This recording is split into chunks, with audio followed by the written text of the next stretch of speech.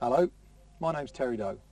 I'm the technical editor for Airgun World and Airgunner magazine, and I'm here at Calper Production Studios where we've just put the finishing touches to the video you're watching now. You may not have seen the video yet, but I have, and I can tell you, it's excellent. I'll be your link man throughout the whole thing, and I'll be explaining the action as it all unfolds, and there's plenty to explain and plenty of action. Right, let's not waste a second, let's get straight into it. Roll the titles.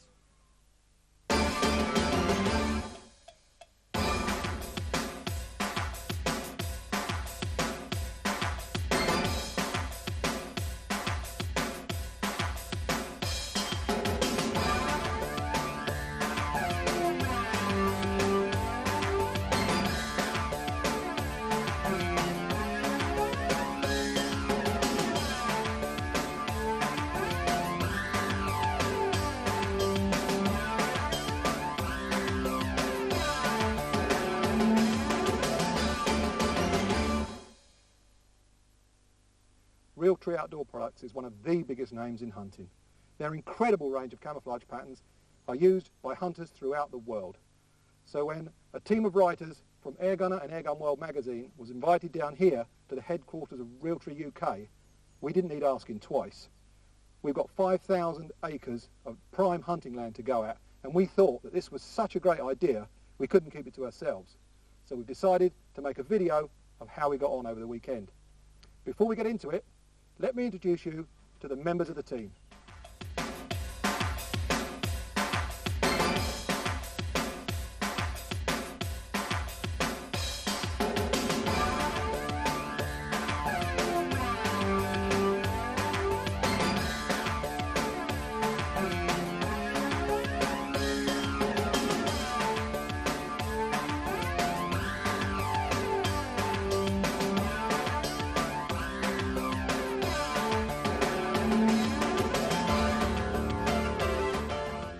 So that's the team you'll be seeing in front of the camera. But a very important member of the team is the guy that's behind it. And we got one of the best in the business for this, Steve Calper from Calper Productions, veteran of loads of airgun videos. He'll be using the main camera plus this little piece of kit. That will allow Steve to take this in the field, get right behind the shooters and hopefully record the action as it happens. Now, we want to get on with it, so let's start with the first piece right away. Keep still, Steve. Don't move. Oh, it's a buzzard. There he goes, through the trees. Right. Stalking might be Terry Leshem's specialist subject, but now I'm going to do mine. I just call it mooching. I'm on a ground where there's a ton of game. We're dressed in the right gear. The rifle's shooting like a thoroughbred. All I'm going to do, with Steve following me, we're going to move quietly through this woodland and scrubland, a little bit of grass field here and there, and see what comes up. I'm sure we'll get something. Let's give it a go then, Steve.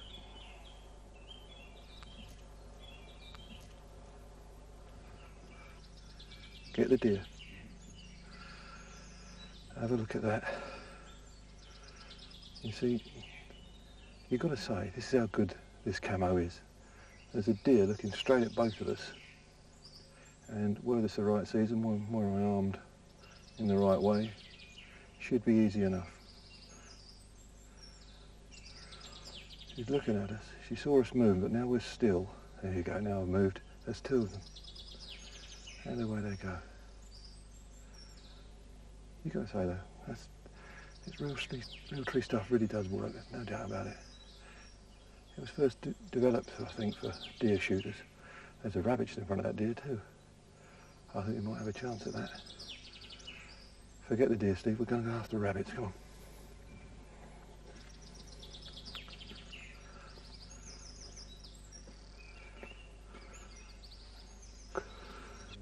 Between the two trees on the ground. Got him? Let me know. Here we go, there's a rabbit right in front of me. There's a dead rabbit right in front of me. Now, couldn't really be much of a better test for this camo. Just stood and waited, let it come through. It didn't see us, and I just switched him off. Wasn't much of a test for the rifle. I already know that works. Right, that was pretty much a formality, but it'll make good eating. Where did you go? Yep. Nice headshot. Right, now what I'll do is I'll get rid of that and I'll hide him up.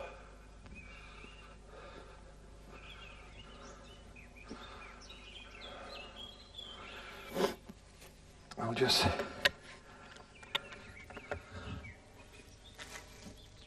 because I'm travelling about, I don't really want to be carrying that rabbit. I think Terry the Shem's nicked my rucksack, so I'll just hook him and put him in a tree.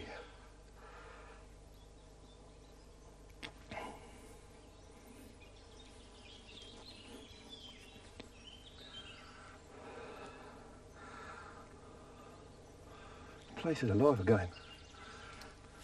We're being bombarded by pine cones. Might spook one or two locals, but I don't think they'll mind really. Right, he's easy to see. Never waste anything if you possibly can.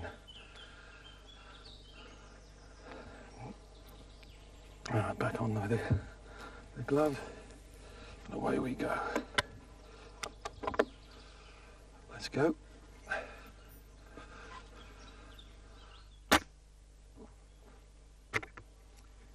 Yeah, there's no doubt about it. When it comes to good air guns, you can't beat the traditional old spring air rifle.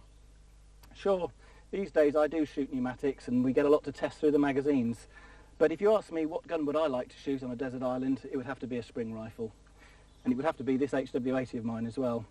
It's a bit special, as you can see. It's been tuned up and it's been engraved and it has a very nice scope on it and it shoots like a dream. But it does recoil. And it's got all the hallmarks of a good hunting rifle.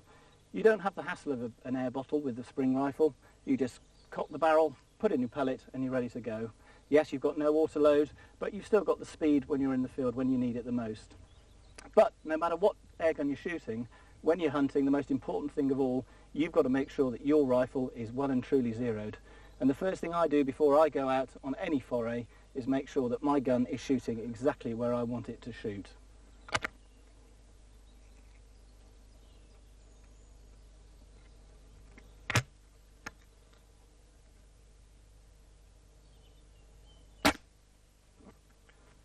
Spot on. There's a rabbit between those two trees there. He's just moving away slowly. Stick behind me. Now, he was slightly spooked, but he wasn't bolting. He was just sort of lolloping along. I can just see him now. There we go. Have you got him, Steve? Between the two trees. Watch him jump. He just folded over superbly on his side. I'll just reload before I go and get him. He's a lovely clean rabbit.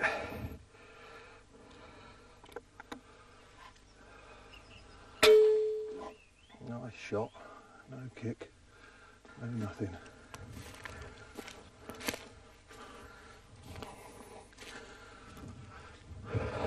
There you go, it's fairly clinical as well. About a 25 yarder, I suppose. Right. Move on, keep mooching.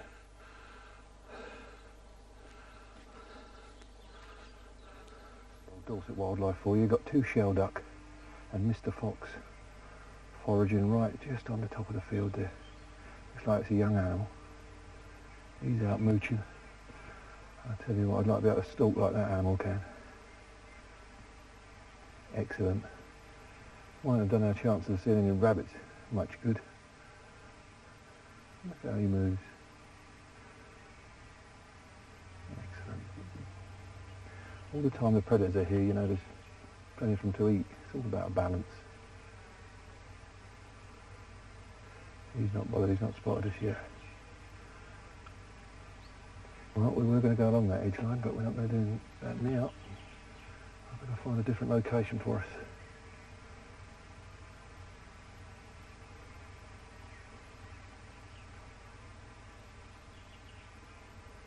Good luck, Foxy. I'm going the opposite way.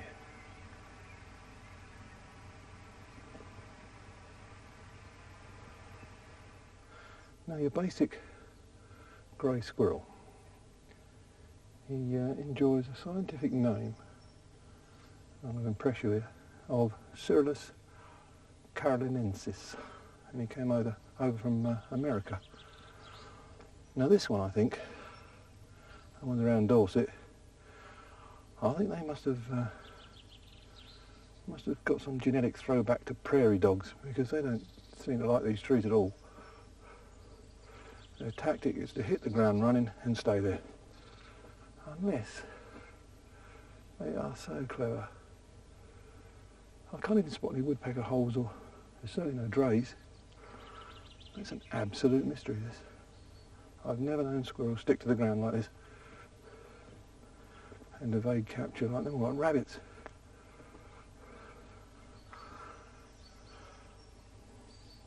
Well, we're patient.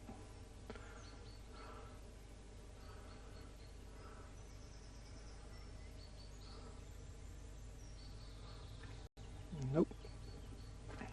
Let's move on. I can't help thinking that they bolt for about 30 yards. All the time I'm looking at the last place I saw them, they're nowhere near it. They've moved on. When I was younger and really, really keen, instead of just mooching like I am now, what I'd do, I'd look at something in a distance, say that stump sticking out on the right hand side of this track, and I'd say, right, there's a rabbit behind that, and I'd stalk it even though I couldn't see it, stopping every 5 paces, nice and low, watching my feet, watching what I'm treading on, trying to keep everything dead quiet to stalk this rabbit that may or may not have been behind this stump. And all the time I was being quiet for him, and I was being quiet for anything else there might be. And every 5 yards, have a look around, see what there is, and move on if there's nothing to stalk. And in those days it was good old DPM camo jacket and a pair of jeans. Now we've got this stuff to wear, and it makes all the difference. I definitely see more than I used to see, and I'm not quite as careful as I used to be, because your hunting focus changes as you get older. Well, mine does anyway. And I must say that this morning I've already seen some roe deer, pheasants, fox, shelduck, woodpeckers. I've been wound up by a squirrel. I've seen a buzzard go overhead. Tree creeper's been scripting around the trees. And it just proves to me that more and more that some of the best things you get out of hunting don't go into or come out of a game bag. They're all around you. As long as you can appreciate them, and you can carry on hunting, whether you shoot anything or not. It's going to take some getting through without making a noise like gunfire. All dry twigs underfoot. There we go. There was no rabbit behind my stump, but if there had been, I'd have seen him. By the time I got back, everyone else had arrived in camp. Ron Fowler was already setting up his field kitchen, and Barry Hearn went off to find Ron something to cook. There's a rabbit sitting out just on the bend up there, but I don't think we're going to be able to get near him.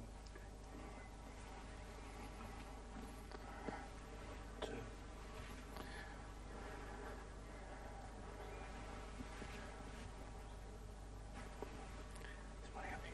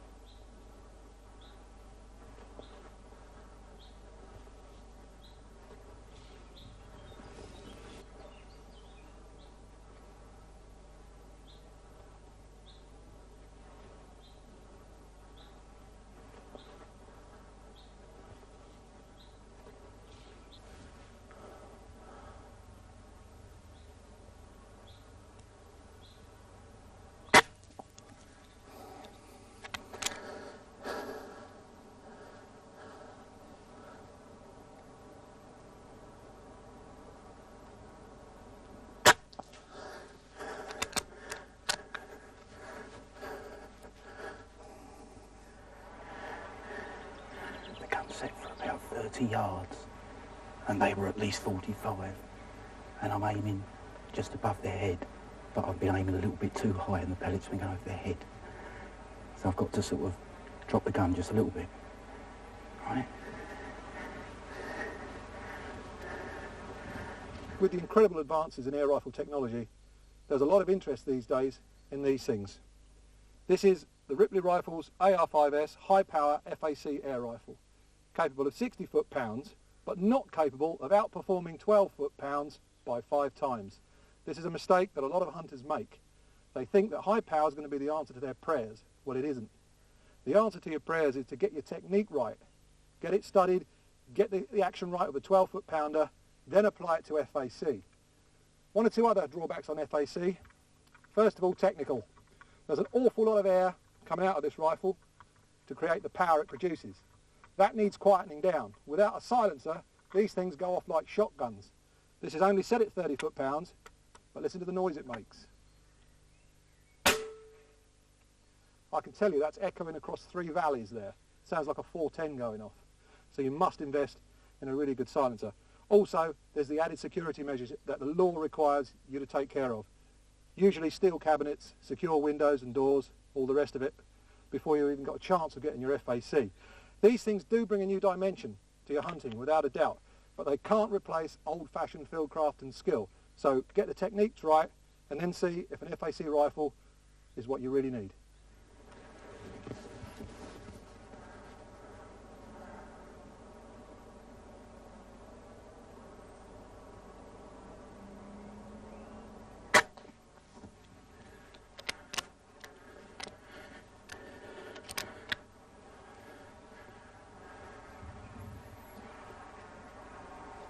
That was aiming at the right height for the shot.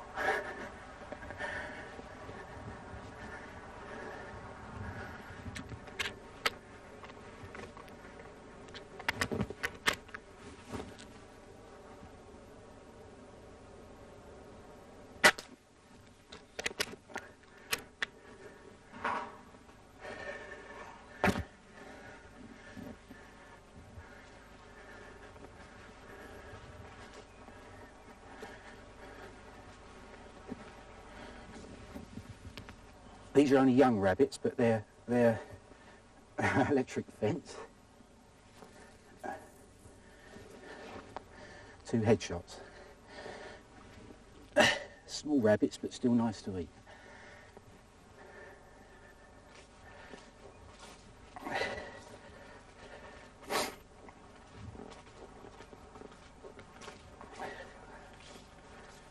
Holes coming out. You've got fresh drop-ins there. And all the fresh diggings along the edge, quite along the edge, so, you know, the rabbits are here.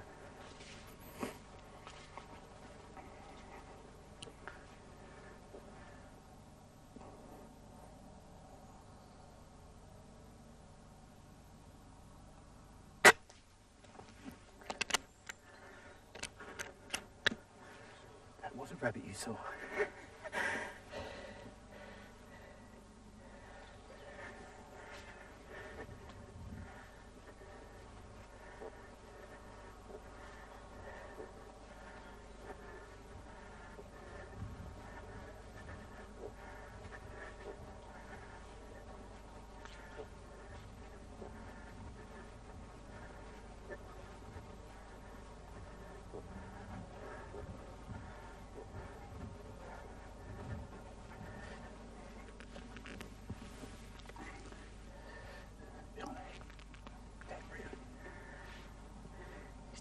No, that's all.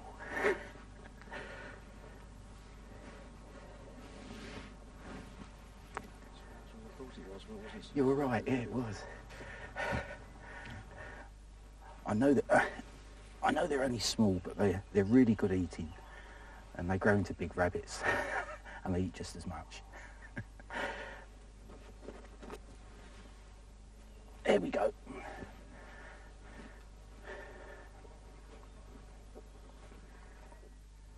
You know I'm a fan of spring rifles, but there are certain things you should know before you go out hunting with one, even if you think your rifle is in a true zero. The temptation when you're in woodlands, like I am at the moment, is to find somewhere to rest your rifle and you'll think you're steady, just like this. Now with a rifle that steady, I feel as though I could pick a pigeon off at 50 yards, let alone 30. But in reality, if I were to shoot a pigeon, even at 30 yards, with my rifle nicely zeroed, I'd miss it by a mile. And the reason I'd miss it is because this is a recoiling rifle, and you do not rest recoiling rifles. If you rest a recoiling rifle, when you shoot, it's going to jump very wildly. When it jumps, you're not going to, doesn't matter how well you zeroed your rifle, you're going to miss by a mile. So what I do is make sure that you have a nice, soft, easy hold. You know your gun's in zero, you know that you've zeroed in the position that you want to shoot in. Shoot like this, and I can guarantee you won't miss. Well, here we are. The boys have done really well. They've shot some really nice rabbits. We've got a nice little 3/4 grown rabbit here. Not too large, but that's just what we want. They're perfect for pan frying. I'm going to show you how to make a nice tasty meal out of them. Now the thing is, the boys have paunched it as it should be done. They've hocked the legs together. Here we go. We'll show you what to do. Now then, rather than chop the legs, which we can do if we've got a big heavy knife, we've only got a small pen knife here, which is nice and sharp. So we'll break the legs just below the first joint, and we take the legs off, because I always prefer to get the legs out the way first. You can see what we're doing. We do the back legs, and we do the front legs.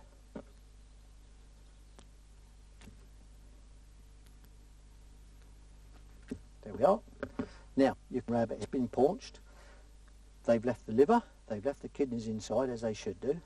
So starting at the back leg, just work the skin away from the flesh and go for one leg first, and just pop the leg through the skin. Like peeling a banana, really. Turn it over, pull the other leg out, exactly the same. There we are. His tail will hold there, so just nick it through the tail. Turn him over, and there we are. Work out one leg, then the other leg.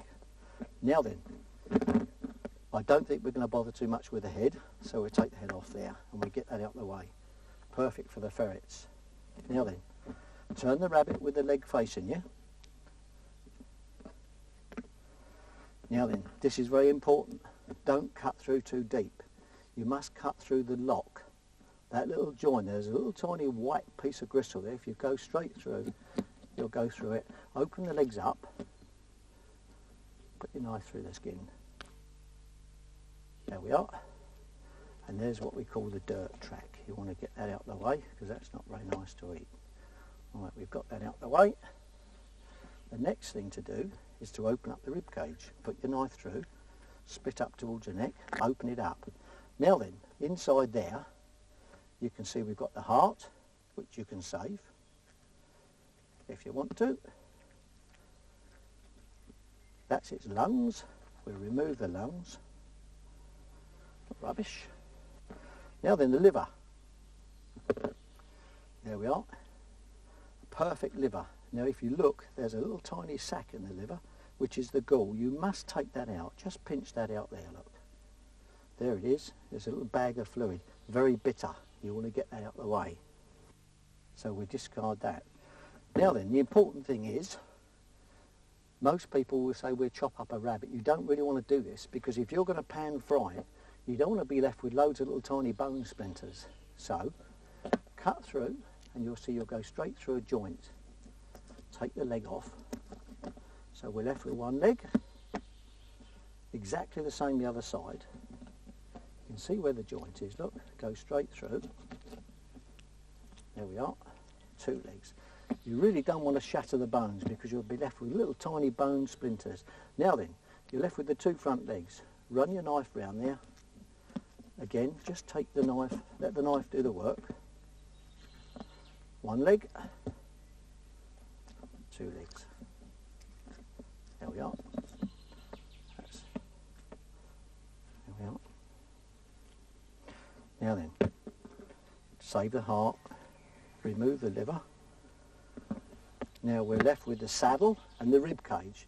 I personally don't bother with the rib cage, so come to the last rib and just cut through the back, which we can either keep for the ferrets or we can discard it. Now you're left with a saddle. Now that part you really want to cut into 2 sections, straight through. Again, don't chop, just cut through the bones, as I say, because we don't want the bone splinters. Now if it's at all possible, it's always nice to just wash your rabbit portions in a mixture of salt water. So a little drop of salt water, just a pinch of salt.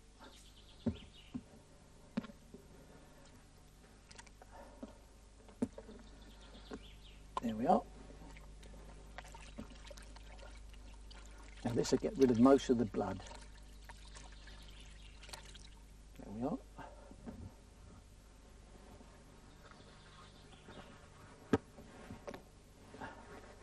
Now you really want to dry these off, because obviously if you're going to drop these into hot fat, they'll be spitting all over the place. So I usually just dry these off with a bit of kitchen towel.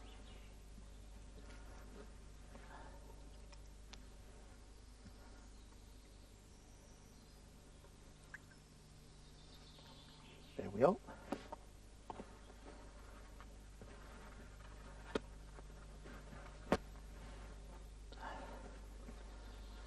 Dab those nice and dry. Now we're going to go to the frying pan. A little bit of oil in the pan. Turn your gas on. The secret of pan frying a rabbit, you really don't want to do it quickly. Do it nice and slowly.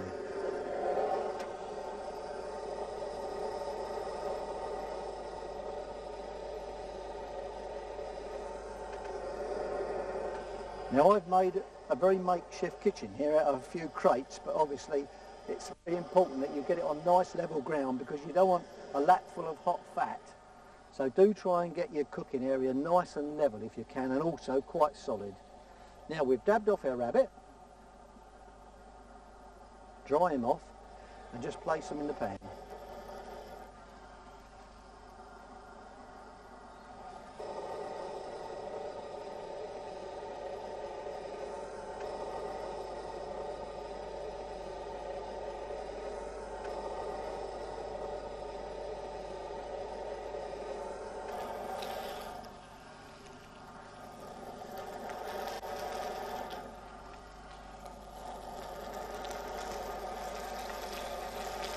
There we are.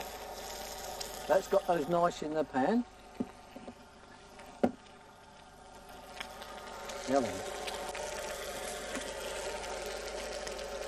Nice pair of tongs. Again, you don't want your heat too high. If you have it too high, it will curl up and the meat will be very, very hard. The slower you cook your rabbit, the more tender it will be, especially a rabbit this size. As I say, you keep for a nice young rabbit, or 1 3/4 grown, and it's perfect.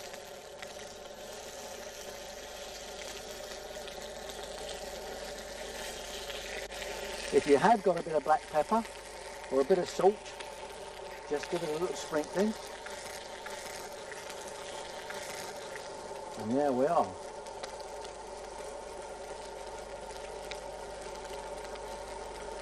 A nice low, gentle heat. Turn it down as slow as possible. If you can leave it on there 15 minutes, 20 minutes, nice and low, keep turning them, and you'll have a nice pan-fried rabbit. After a fantastic meal, a few hours kit was in order in preparation for a full night's lamping. We'll pick up the action as Terry Lashem and the lamping crew drive into a private estate. Conditions weren't ideal and the rabbits were jumpy, but let's see how the pros handle it. This is the only gate. Can you do it? Yep. Yeah. Right. No. Sorry, mate. I see a brown spot. Yeah, best to check.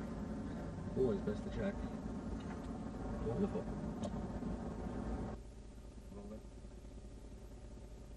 And still is.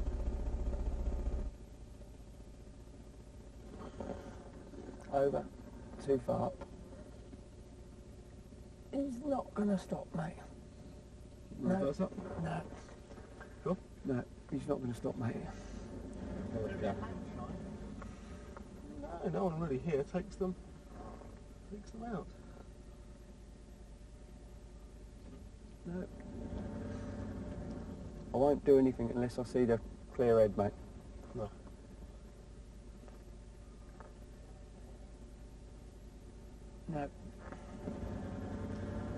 Unless I get the head shot, I'm not going to do it.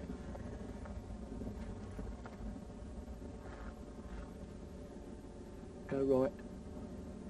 Right. Whoop, whoop, back. Down. Stop. Yep.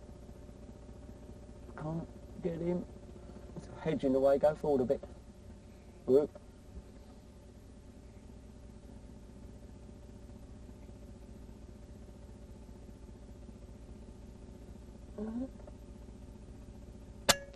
Got him. He's dead. To the right, there was another one. That was about 30 yards. Right there. Back on the edge. No, he's gone. There's another one just down here. No, can't see him.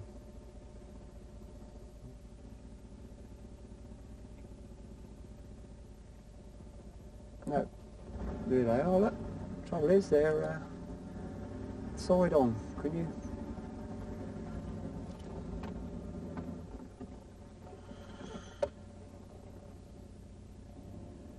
Turn your head.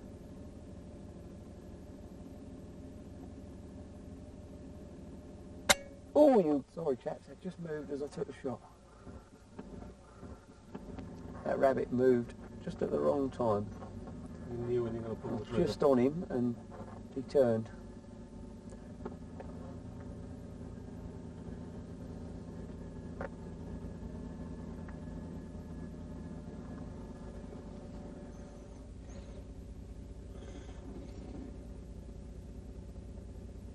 No. Just getting him to sit still in it. Yeah. Just won't. Surprisingly, I hadn't Stop. scared. I'm a great believer in the filtered light. The filtered light. No, red filter. You've got the orange one at the back. Yeah, but you can't see through the camera. Oh, right, with you. Well, when I'm out lamping on my own, I put my filter on. They get less spooked. There's one up the top there. Okay. If he hasn't run, here he is. Go forward. Whoop.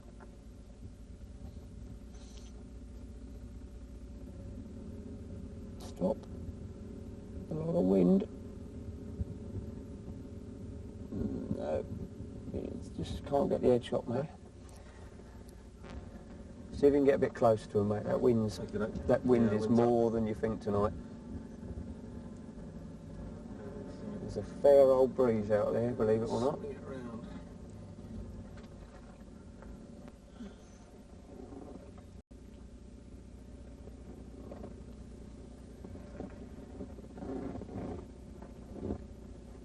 Stop. No. Hold on. No, I can't even. Bend your arm. With the rabbits only presenting extreme range shots, Lechem wasn't happy. So he decided to tip the odds in his favour a bit by swapping his 12-foot pounds for my 30-foot pounds Ripley. There's one. Two coming up. Turn right now. Right hand down.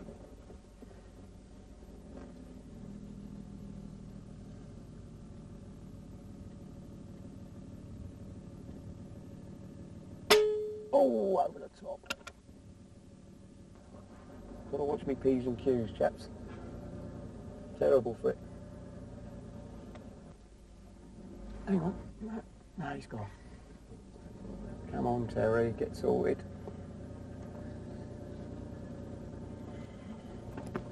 Can't see them at all. You've got to be fully hard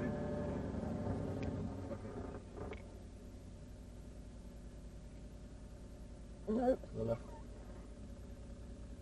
Oh, there he is. Stop. You're getting too far away. That is too far. Yeah, that is. All right. He's waiting for He's you. waited. So if you go up a bit, you might No.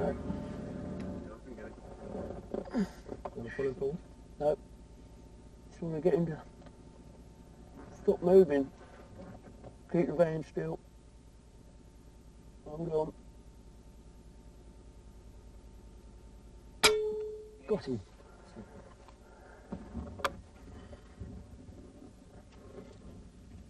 Stop.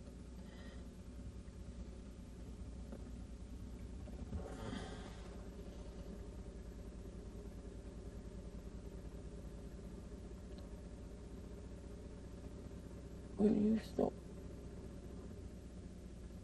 How can I get...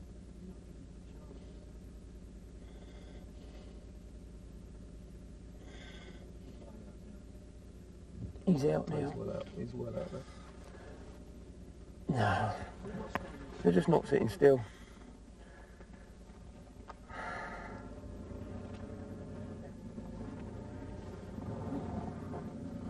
Hold it. Lift your head up.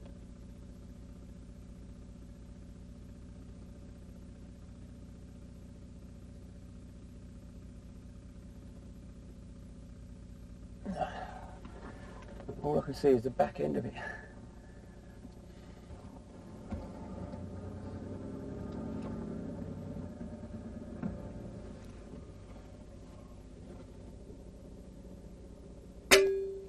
Perfect shot.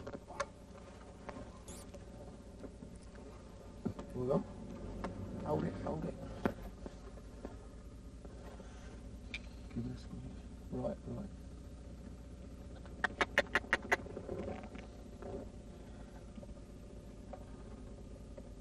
Yeah, straight in the bloody edge. They're just not stopping, are they? Do you want to try giving him a squeak? No. They ain't stopping, mate. They're just not stopping.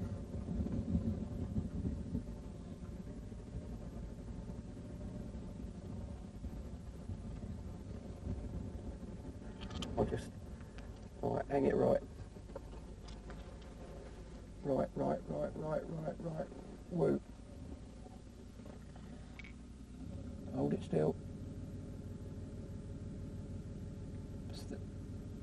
Where's he gone? Between the grass, isn't he? Yeah.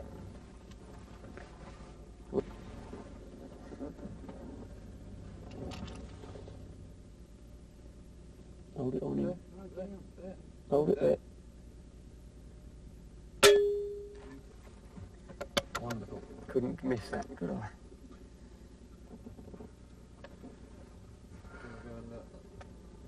Yeah. Okay.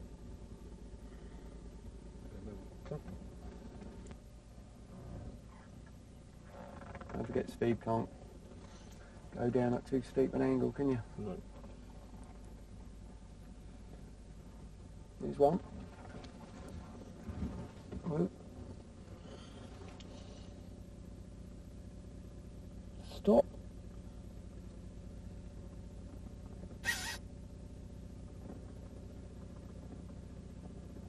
No, there's no way I can get a bead on that. He's just not. The lamping session had been pretty tough, so the boys decided to chill out around a roaring log fire back at base camp. Should do with. Oh, I don't know. This frontier life, you know, it could really knock a man down on. It's hard. I could lose condition. You say that. My razor sharp body could I've lose got to that say, final mate, cutting edge. This is beaten sitting at home all weekend, It is, isn't it? Yeah. watching the old boring TV. We've got to do this again, Tel. We've got to do this. This is what they do in the States, isn't it? Yeah. With a whole new day ahead of us, the first thing on the agenda was a Barry Hearn masterclass on Hyde building. Some of the most productive shooting I've ever done has come from a hide. But before you start, you've obviously got to build the hide. As you can see, I've picked a location here which is close to the trees where the pigeons are in, where they fly in. It's almost half built. We've got a good backdrop and the sun's from behind. There's plenty of undergrowth around that we can use. We're sport for choice. We'll be using softwood, not hardwood, so any branches that we take can come from elder, ivy, it's everywhere. That's what we'll be using to make the hide. First thing we do is pick some stout branches, dead ones of course, to make the main frame. As you can see, there's plenty of deadwood lying about.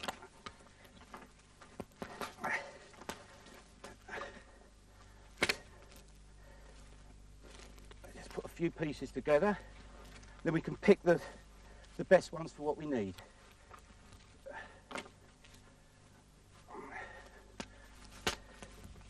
And the first thing you need to do is put the sides up that's going to support the main frame. The hide's going to be here. This would be a nice backrest, and this is where the front of the hide will be.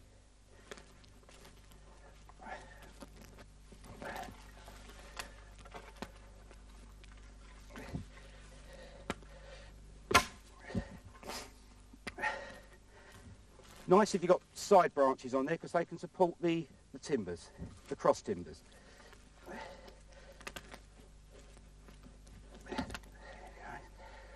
Yeah, that's fine.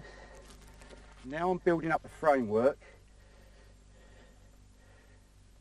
If the hide's made properly, it's surprising just how much movement you can make inside the hide without the pigeon still seeing you. As long as the framework and the hide is covered well.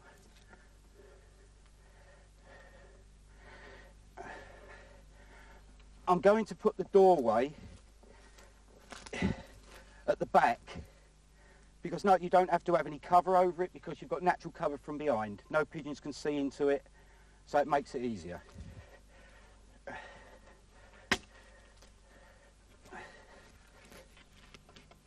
There we go.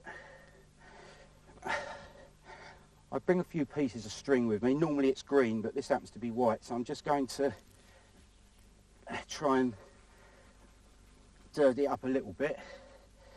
It does help to tie it because if it's a bit windy sometimes they can fall to bits, which I've had on many occasions. But you learn.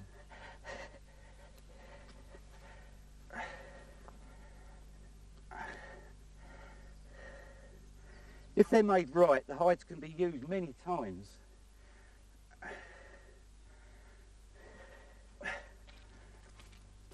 Carry on with the framework a bit, lace these two together. This branch will keep the sides in.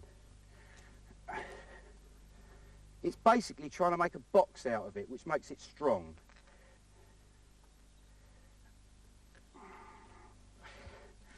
Well, the amount of noise that's being made, you'll obviously make the hide a few days before, after of course making sure you're in the right location, because a hide built in the wrong place is useless. On top of that, it gives the pigeons a chance to get used to it. Which doesn't take long.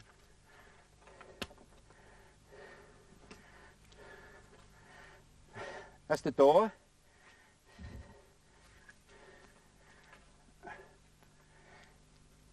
Now we can start putting smaller stuff on it just to hold it together, see, just to support the greenery that's going to go on later on.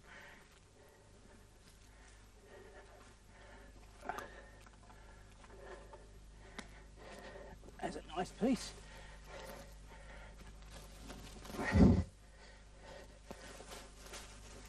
Yeah, look at that.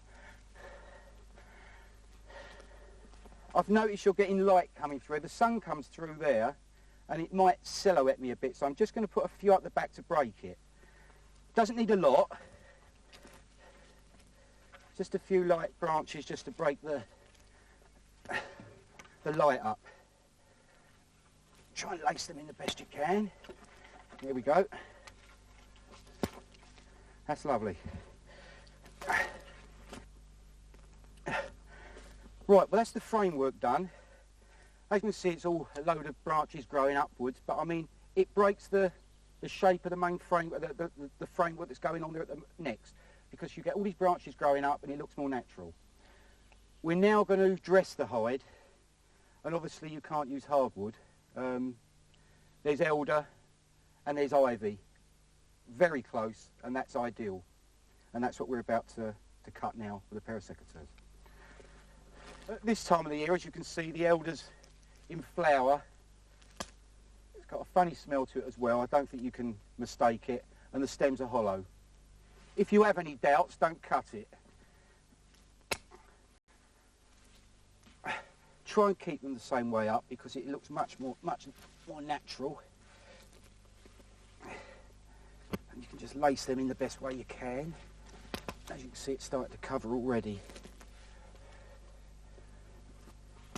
The good thing about ivy is it lasts longer, it doesn't wilt so quickly. So if there's ivy about, it's an excellent cover, and in the winter, quite often it's the only real cover you're going to be able to use.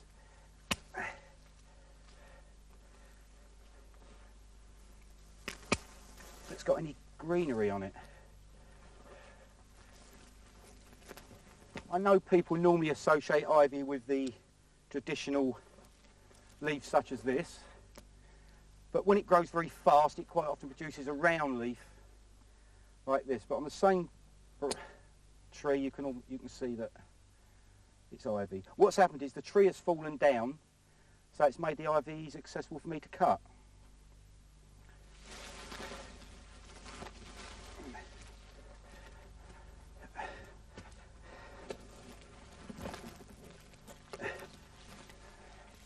I'm putting in some bits of brown just to break up the green effect.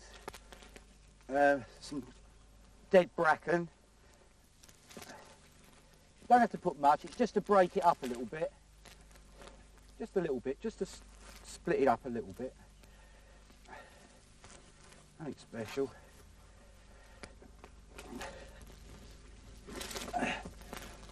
Then clear the windows. Nice. I only need 2 openings here to cover the area I'm going to be shooting from. Don't make them too big. One there and one there. It's so easy from the inside because you can see exactly where you need them. That's lovely. I'll be happy shooting from that hide.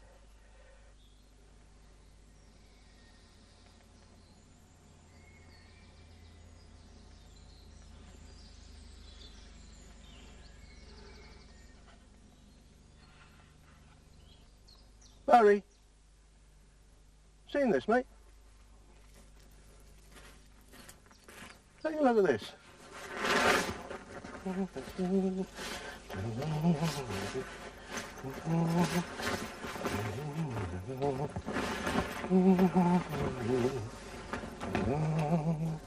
How's that?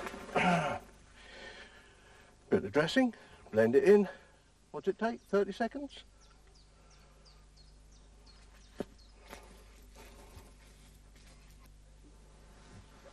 There's no way we can come all the way down here to Realtree UK headquarters without I take you through a selection of the goodies they are holding here. Below where I'm standing in this posh office, there's a storage facility where they've got every imaginable piece of camouflage clothing and products and shooting accessories. It's amazing in there. Here's how it works. Realtree developed the camouflage patterns, then they're licensed to all the top manufacturing companies throughout the shooting world. Companies like, you got Rocky, make these fantastic boots. You got Camouflage, they do the stick-on camouflage systems for the guns and the scopes. You've got Aladdin, they make the flasks camouflage as well. How about Napier? Rucksacks, rifle cases, you name it, they do it. Some of you will recognise these. These are the camo specs that hide your eyes so that incoming birds can't see you. Absolutely brilliant. Gloves, about 25 different kinds that I've seen already today. HS camo, tape, invaluable, disguises everything. How about this? This is an exclusive. This is Advantage Timber. What you got here, actual photographs of leaves, sort of a bit dead and decaying as you'd find in the forest floor, and they're transferred onto the product. Fantastic. You've got netting, all sorts of netting. More netting than you could camouflage half a Dorset with the stuff we've got here. There is so much, you really can't believe what these people do. In fact, I said to one of the employees just before they went home, is there anything Realtree don't camouflage? And she said, yeah, the air itself, but we're working on it. As a consummate professional, one particular product that's caught my eye. How about these Realtree boxer shorts? Now, there's an essential, if ever there was one. Very fetching, I'm sure you'll agree. It was at this point that we decided to split up. Adam Smith and I would head for the woods and see if we could bag a squirrel, while Terry Lashem did what Lashem does best and went stalking rabbits. During Terry's piece, you'll see him pull off shots with a 12-foot-pound air rifle at ranges way beyond those recommended in the magazines. The reason he's able to do this is because Terry is a trained field target shooter. He was shooting off a bipod rest, there was no wind, and he was supremely confident. Now, unless you are able to reproduce everything that Terry's got in his hunting armoury, don't even attempt these shots. But even so, just watch the amount of care and attention he gives to every shot he takes. A little bit too far away from my 12-foot-pound rifle. We might be able to get a bit closer.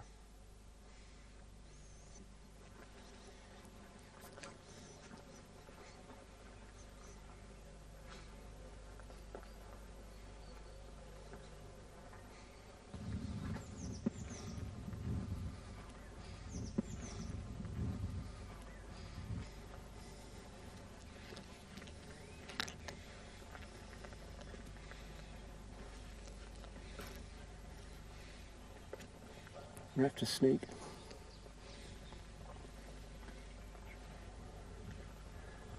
Try and be as quiet as I can.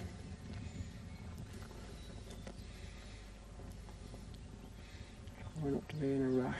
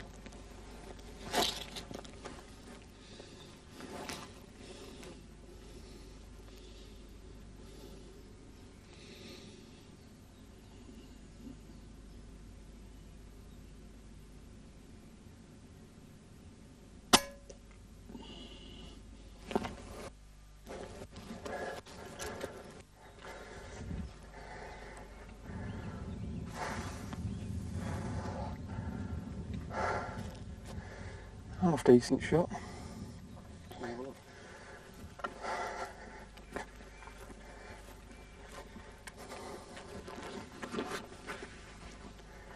was about 50 yards, that rabbit, or thereabouts. And I think I've got it in the head.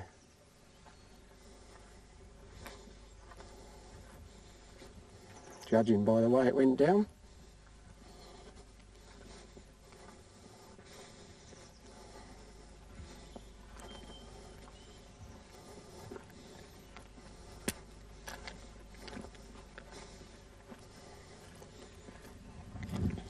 Nice, clean, in the head, just behind the eye.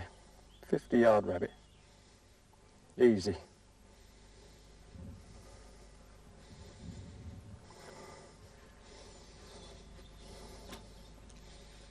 Now I've shot the rabbit, I don't want to carry it around with me, so we're going to hock it and hang it on the fence, keep the foxes away. All you do is cut a slit in its leg, hold it up to the barbed wire fence, feed the other leg through the slot, preferably throw your knife on the floor first. Make sure you cut it deep enough. Pull the other leg through and let it go. That'll stop the fox pulling it off the fence. We'll pick that up on the way back. You're probably wondering why I was walking so far away from the hedge. The trouble is there's lots of barbed wire and there's brambles sticking out all the way along, and there's a ditch full of water the other side, so it really wasn't practical. But as I've got the proper camouflage gear on, it wasn't really a problem. He says.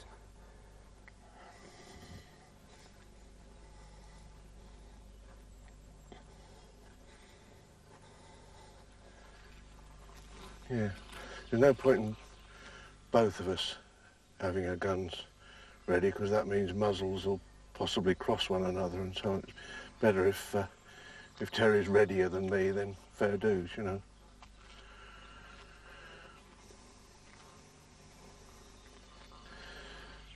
I'm sure if he has a shot, he's gentleman enough to know that it's my turn next.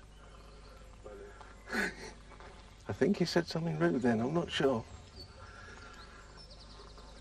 No, they're seeing us long before we see them, even in thin woodland like this. You haven't got a prayer. I've stood and looked at those trees for 10 minutes knowing there's one in there, and thought I'd study every leaf and branch before it's flown out. Yeah. Well, that's just as true of what we're really after, which is squirrels, isn't it? Because they can be lying flat up against those boughs, and we just, unless they flick their little tails and give the game away, you don't know. I've said it before, these ones here aren't necessarily a tree-type squirrel. They seem to want to run to the ground for some reason.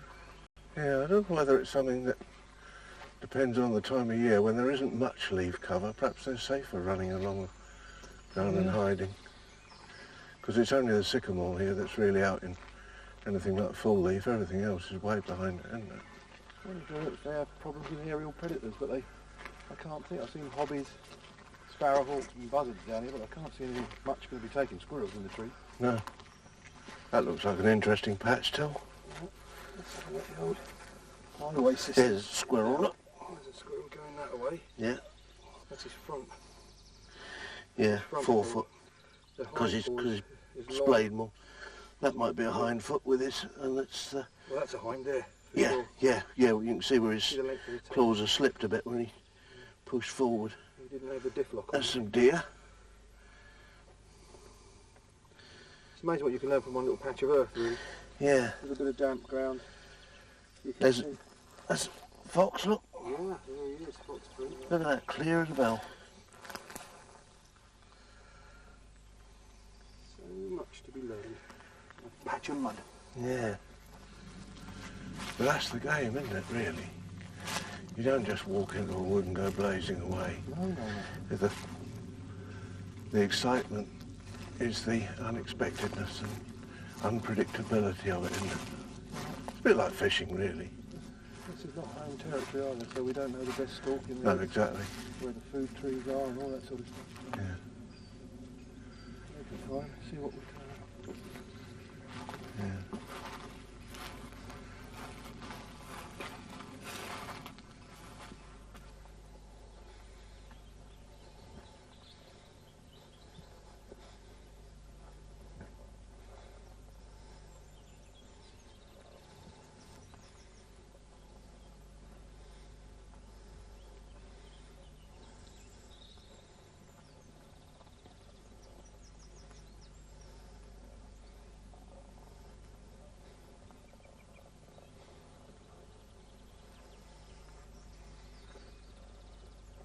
I've now got some cover. Hopefully they won't see me coming. I should be able to keep a little bit tighter into the fence.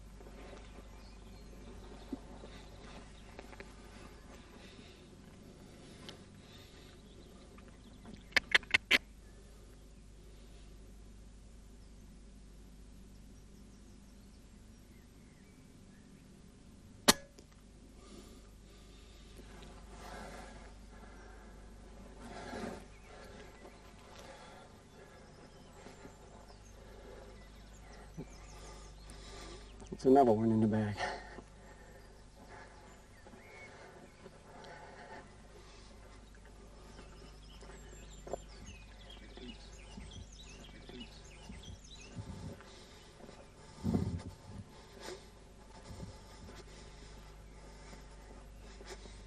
How far was that, Terry? It was about 45 yards.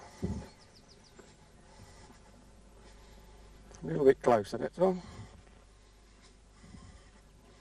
Still a headshot.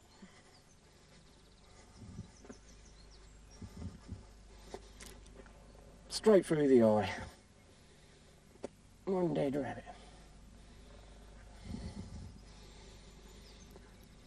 Good. We're doing well. We've done this field now. We're going to go round the corner here and up onto the hill in amongst the gorse. See if there's anything up there.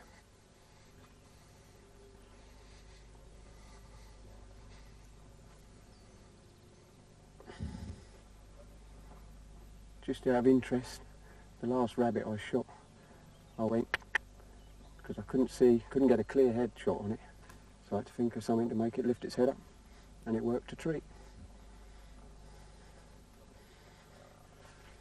A deer spent the night, look.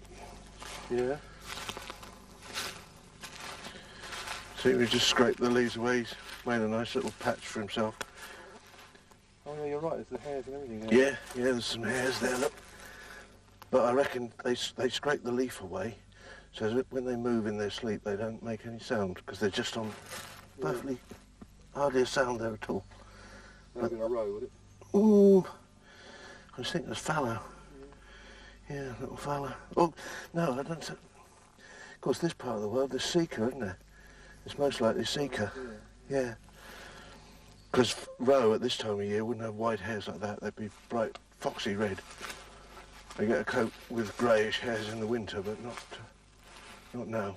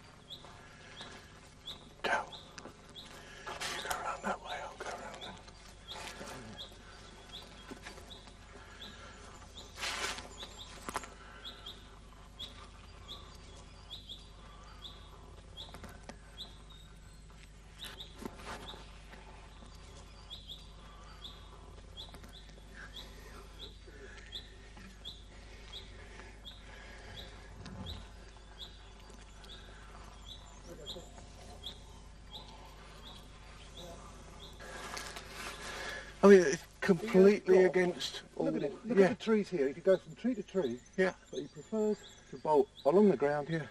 I've never seen that. No. And it's like Nigel said yesterday, they're smaller too. Yeah. Skimpy little They're almost things. like chipmunks, aren't they? Yeah, yeah. They certainly do their fair share of damage because the foresters want rid of them. But well, he went in the road. He's over there. We can walk toward that direction. But for the life of me, I can't. It's real pot luck whether you see them at all. And I just think it's going to be luck and very little pot. Well, you'd have bet 100 quid that he'd have gone up. Not long. Oh yeah. Yeah. He was sitting on the far side of that trunk. Did you see that woody come yeah, in? I thought it was a bonus woody. We both lumped up on him. Yeah, but he was out even before he settled, wasn't he? Yeah. Spun round in the air virtually. He's 3 seconds too early. But no. Well, we could develop an interesting new breed of squirrel coursing dogs. Big bushy tail to fog them up the trees if possible. A squirrel. A squarrier. Squarrier? Yeah. Squip it. Squip it's good. That's what you want.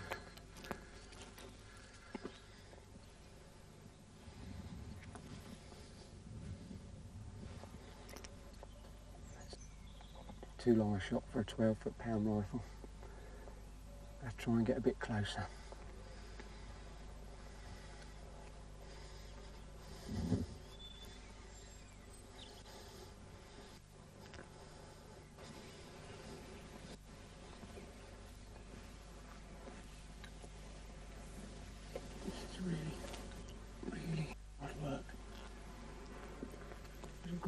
so slowly. Why are they doing it? And stop every 2 or 3 yards. Make sure they're alright.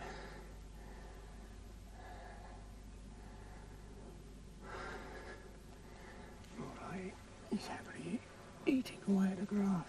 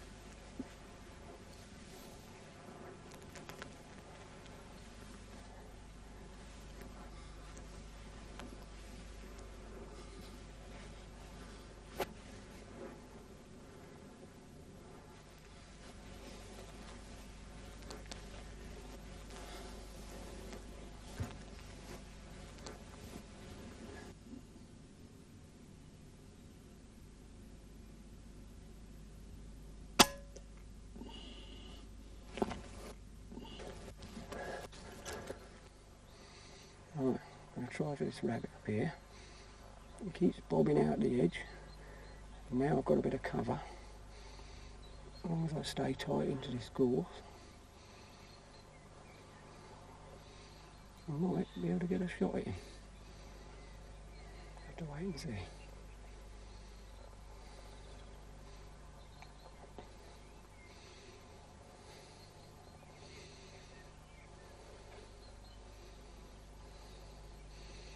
Bit of a shame about the last rabbit, but some of the stalks are like that, I'm afraid. Crawl on your belly for 50 or 60 yards and then fluff the shot at the end. And it happens to all of us, including me. But never mind. This rabbit is playing cat and mouse with me.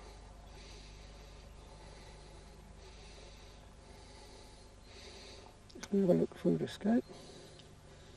And he's still sitting there.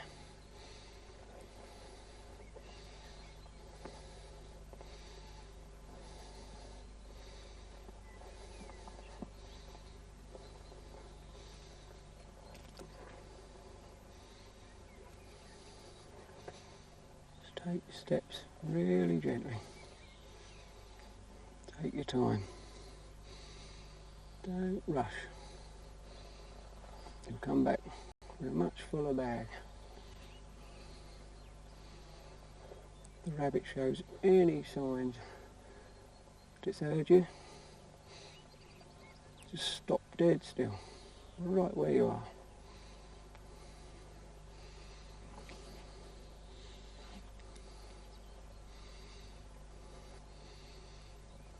I think we'll go for the one out in the field.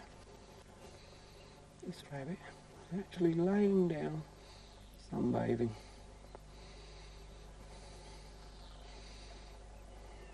May have to take this shot nearly. I'll have a look when I get down there.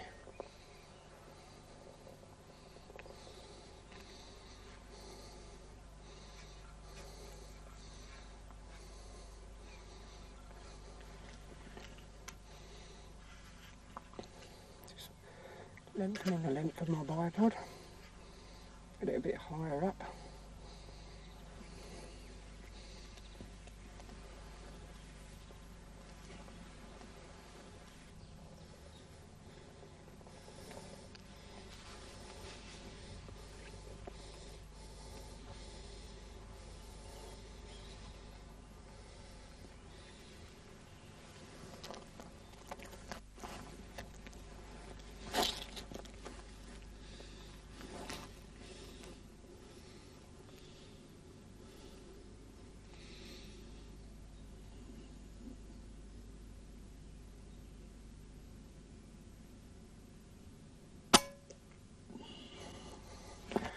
Don't be too keen to rush forward and pick up a rabbit. There might be some more just on their way out the hedgerow.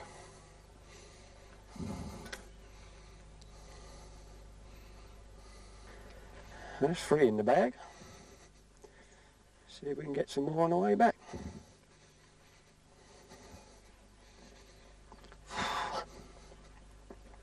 Worn out now.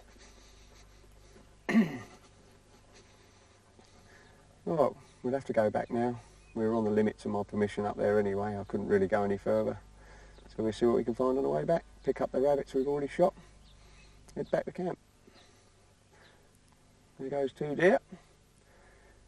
They don't hang around long. He probably saw me with a gun in my hand. We'll get out of here.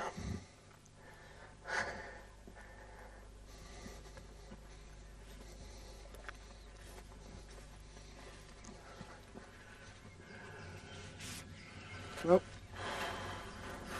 I've had more squirrels in my time, haven't you? Yeah, but that's not what we did it for, is it? Obviously, we came in with our air rifles and the chance of a shot, but if it didn't happen, it didn't happen. There's nothing we can do to make it happen. Lots of other stuff happened though, didn't it? Yeah, yeah. I discovered what a deer's bed looks like. We saw what was possibly the occupant just now. Yeah. Given the runaround by another ground squirrel. Yeah, it's odd, isn't it? Weird, isn't it? Yeah. That's what it's about, though, isn't it? I mean, if it's like fishing. It's called fishing, not catching. This is called hunting, not bagging. You know. Yeah, yeah. That's why we do it. Why? Yeah. I mean, how could you say that you failed when you're sitting in a glorious place like this, on a nice, warm, if a little bit muggy day, and with the prospect of, I don't know, there might be 5 squirrels in the next tree. We don't know, but that's what keeps you coming back. Isn't it? Yeah. Well, they won't be in the next tree. They'll be probably grazing in the middle of the field somewhere. Under the nearest roadie. Yeah. But it's not why we do it, is it? It's, like you said, it's the environment we're in and the excitement of the possibility. Yep. Just like fishing. There's loads of reasons why different people hunt. I was born to it. My father hunted from no age and he taught me to do the same and do it for all sorts of reasons. There's the pest control element, but... That applies to air rifles perhaps more than anything else. I mean, that's all the forms of shooting in the UK, and there's probably more in this little island than a lot of other places in the world, certainly, on such an organised and well-conducted and responsible theme. But for all that, there's plenty of Guinness, but it's getting across to them what we've just experienced, isn't it? The faint but real adrenaline buzz that's there all the time, and how can you explain that to somebody who has no sympathy with what you're doing? No, you have to do it to experience it. Yeah. It never goes, it never fades. That's the weird thing, isn't it? The number of people, oh, I don't like shooting, but they'll always have a go at the shooting gallery at the fair.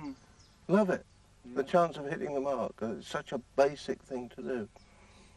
And with these things, it's what they're built for. It's a lot like any other sport, though. It's like golf.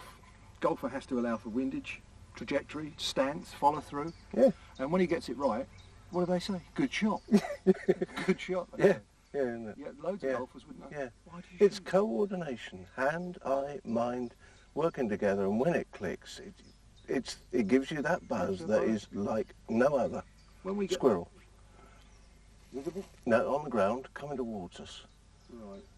Is this a job for the Ripley, do you think? It could be. Copy There's it gently then. There's a dip in the ground. I suspect he's directly behind that tree. Well, I'll move around slowly. I haven't seen him move since I said squirrel. But he was coming towards us. Well, this could be the tactic, you know. There he is. The problem I've got is a... Can you see him? Can you look? Just to the right of that tree. There he goes. He's doing what they do down here. Right, hold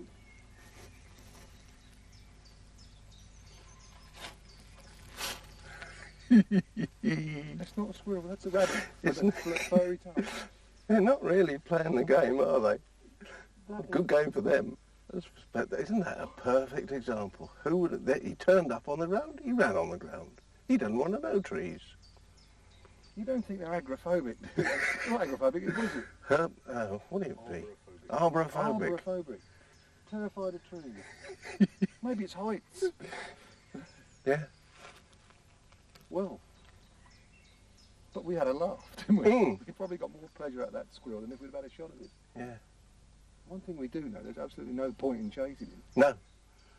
I don't think he was remotely aware of us, yet he shot across there, didn't he? I think he probably, because he was moving towards us when I was first speaking, but I'm sure he must have heard our voices. I mean, the rate at which he accelerated from that point to that point, he was certainly aware of us by then. I would like to have accelerated a magnum towards him, but Yeah. alas. Yeah. Well, Well, that looks as though it's going to be the squirreling side of things, won't it? But we'll content ourselves with perhaps seeing some out browsing tonight in the fields. Who knows? I know what we'll do. We'll lamp them. They'll get them. They want to be rabbits. They can be rabbits. There's a crow. What's the crow doing? Walking? No, He's climbing the tree. he's floating way into the far distance. No chance.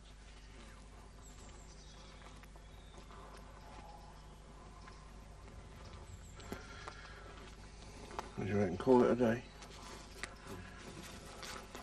Hmm?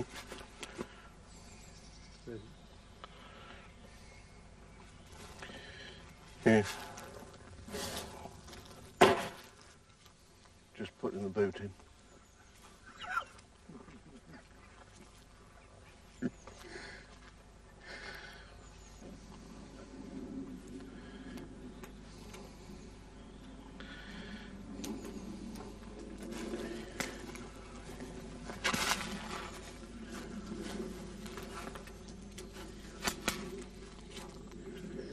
If you wanted to, that'll gear you got on. If you wanted to hide up in there, Yeah. I bet that'd be pretty special, wouldn't it? Yeah. Could have been designed for Crouch it. in, let's have a look. Let's see. Oh yes, and that's in full sunlight, that, isn't it? Yeah.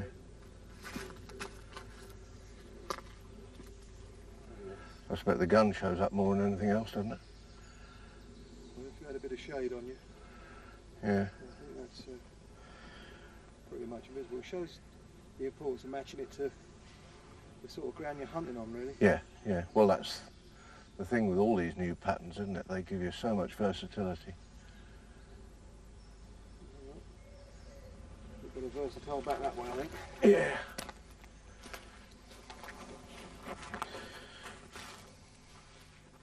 As you saw, Terry Lashem had certainly had a productive morning's hunting, while Adam and I thought we'd blanked.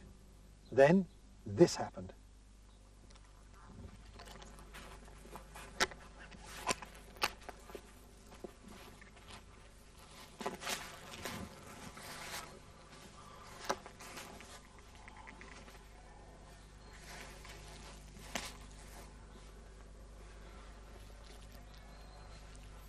Oh, there it is.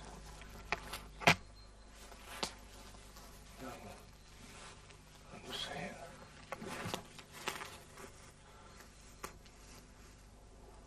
Okay.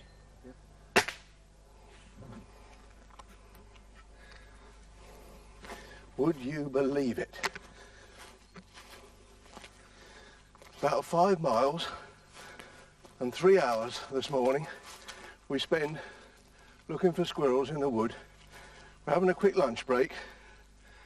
Hear a rustle, and there's another one scampering along the ground as usual, but just for once he goes up a tree. And luckily he paid the penalty. Yeah. Only a young un. There's another one, won't strip any bark. Whew. Wasn't that bonus squirrel the perfect way to round things off? Now all we had to do was break camp. This one's Terry's.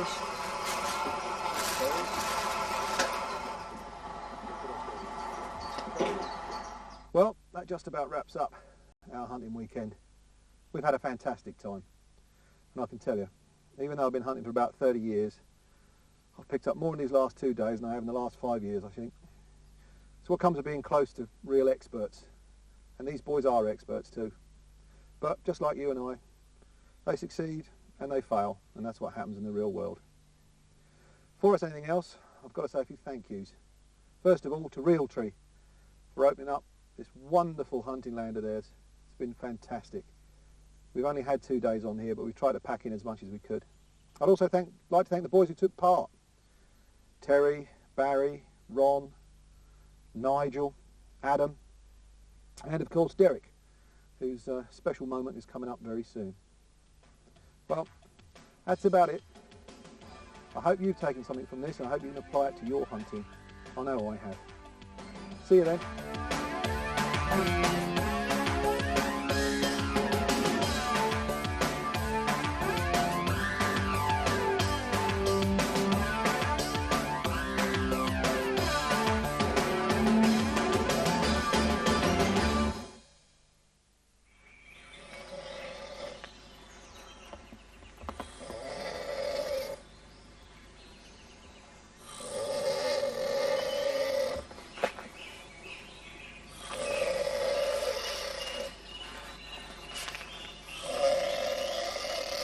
Derek spent the entire night in a tent with Adam.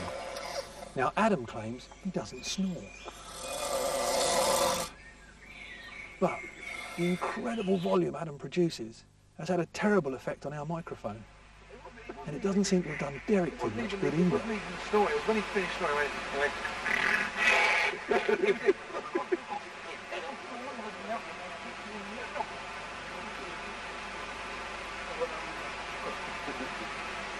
I shouted. Did you hear me shouting? Did you hear me? I thought you heard me shouting. I shouted. So you weren't happy tent fellows then, is what you say? I will never, never, ever share a room with Adam again.